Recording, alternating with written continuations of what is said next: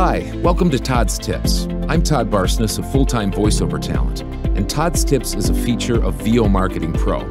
Now, if you'd like more information about VO Marketing Pro or anything else related to voiceover, just visit our Facebook page, website, or contact us via email. The links are located here.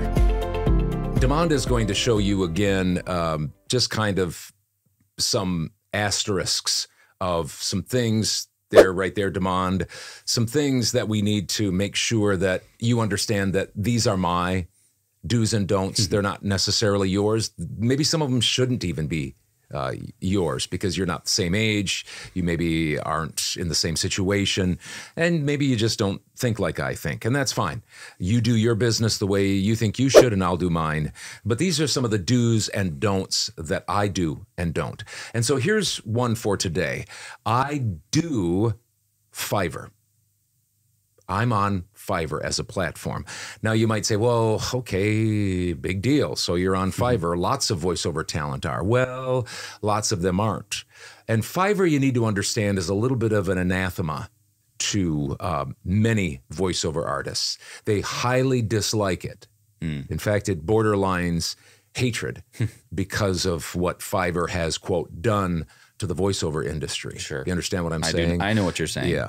Yeah. And so you can go out on the internet and YouTube and see all sorts of discussions about Fiverr and the good, the bad, and the ugly. And so I just wanted to tell you that I am on Fiverr.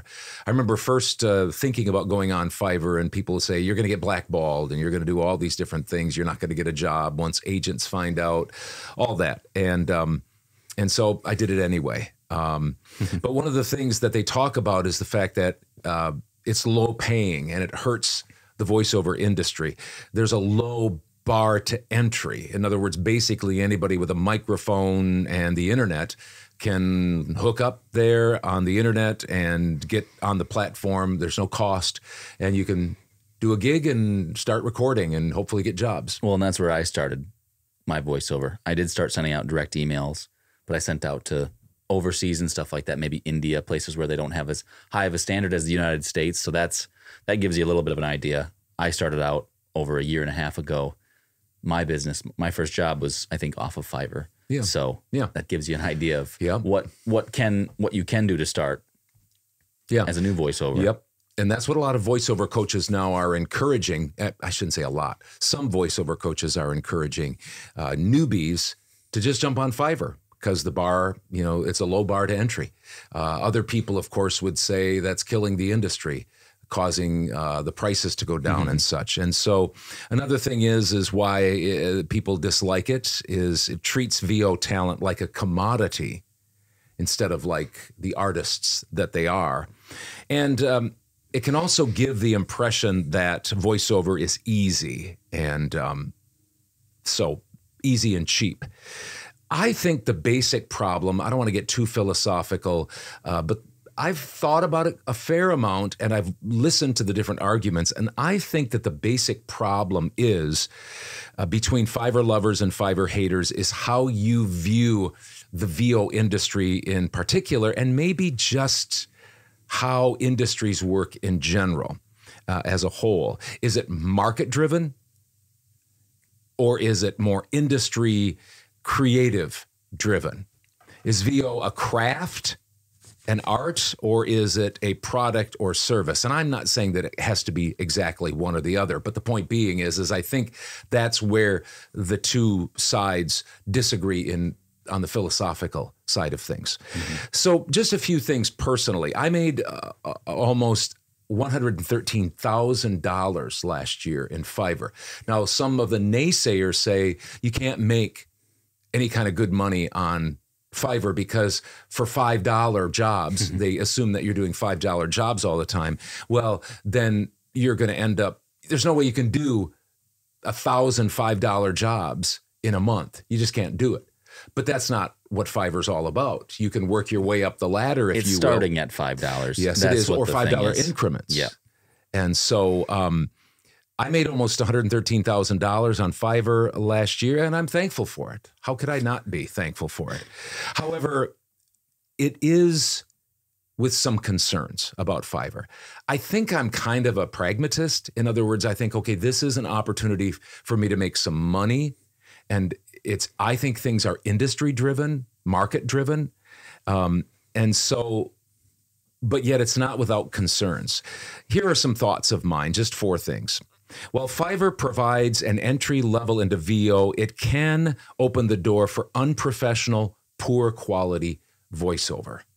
No doubt that it can. And I think that can be a little bit of a problem.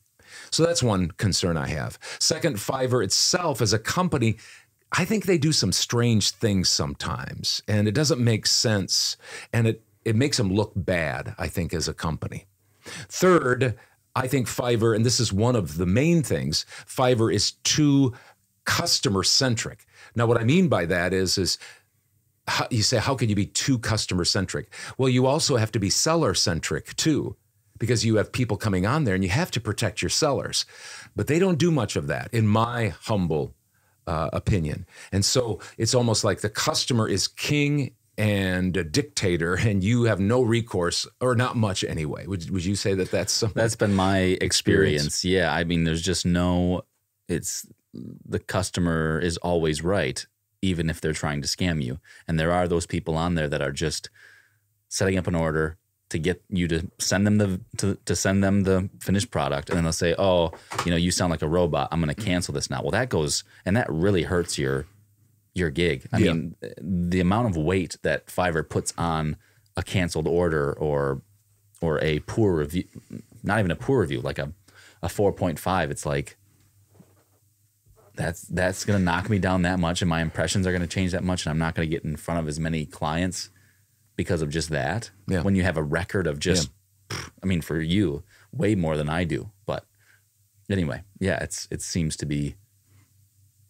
overboard. And I don't know of any industry, whether it's the restaurant industry or any other industry, where if you serve your customers well and they give you a tip, that then Fiverr comes in and takes 20% of that tip. Yeah, that was like ridiculous. I was just like, what? And I think I kind of understand why, and I won't go into that right now. But the point is that just seems to be like, I think that doesn't make you look good. It makes you look small. That said, once again, I'm thankful. I mean, how can I not be thankful for that kind of income?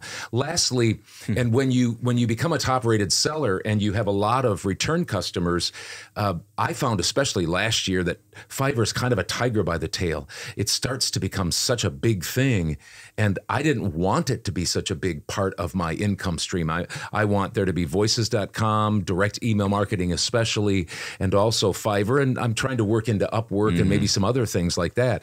But it becomes so intense because you have a time clock and you have lots of delivery things. And so it just becomes quite a tiger by the tail. And you just have to be very careful that Fiverr doesn't swallow up all of your income streams. And here's the thing. I belong to some platforms, some groups, some voiceover groups, and they're bemoaning Fiverr right now because a lot of people put their trust in Fiverr, and I just would not do it.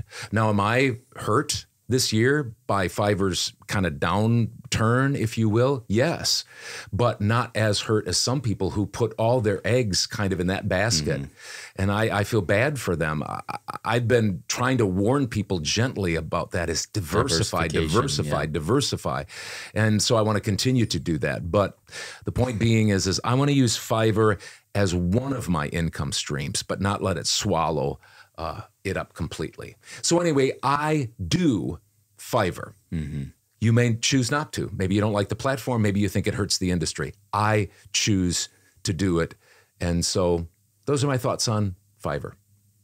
Well, thank you for that. Thanks a lot for joining me for Todd's Tips. And if you'd like more information about VO Marketing Pro or anything else related to VO, the links are listed here.